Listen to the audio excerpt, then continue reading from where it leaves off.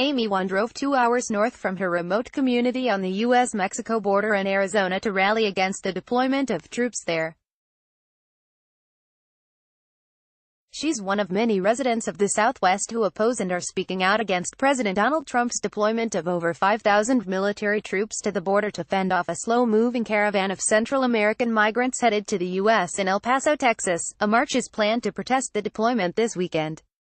In Laredo, the city's mayor released a statement referring to the deployment as false efforts that will harm morale and damage the economy of our region. Even though our communities are all very different and diverse, we all experience the same thing, which are the effects of militarization at the border, said Wan, who was one of several speakers at a news conference in Phoenix on Thursday. Having an increased presence of military is scary, you know. It's scary. Wan is a member of the Tohono O'odham Nation, which sits on about 75 miles along the international border. Residents of the reservation have long had a complicated relationship with the U.S. Border Patrol, and its leadership has been vocal about its opposition to the president's plans for a border wall. I find the fact that the military is being deployed absolutely terrifying.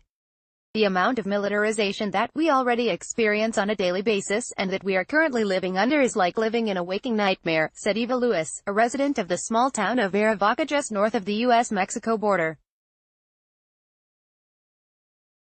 Many residents of Arivaca have spent years battling the Border Patrol's checkpoints, which require everyone who cross them to stop and declare whether they are citizens. Trips to school or the grocery store require passing through checkpoints, and many residents say that agents discriminate against Latinos in the area.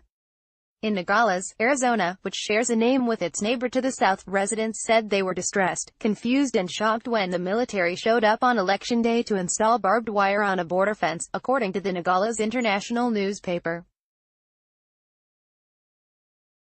As of Thursday, there are over 5,600 troops deployed at the border. There are 2,800 in Texas, while 1,500 are in Arizona and another 1,300 are in California. Military expects to have most of the over 7,000 troops planned for the mission deployed by Monday. But not everyone opposes the military presence. Jam Chilton, an Arizona border rancher and staunch Trump supporter, said in a news release to the AP this week that he looks forward to the arrival of more troops. Chilton said the 25 miles of international border in Arivaca is poorly secured and actively sees drug smuggling and human trafficking, the lack of access and infrastructure, cartel scout presence, and rough terrain and inefficient "defense in depth strategy creates a de facto no man's land in which border ranchers live and work," Chilton said. Despite rhetoric about the Central American migrant caravan, illegal immigration to the U.S. is at historic lows, with only a fraction of arrests made by the Border Patrol, and twice the number of agents made this year compared with 2000, at the height of illegal activity.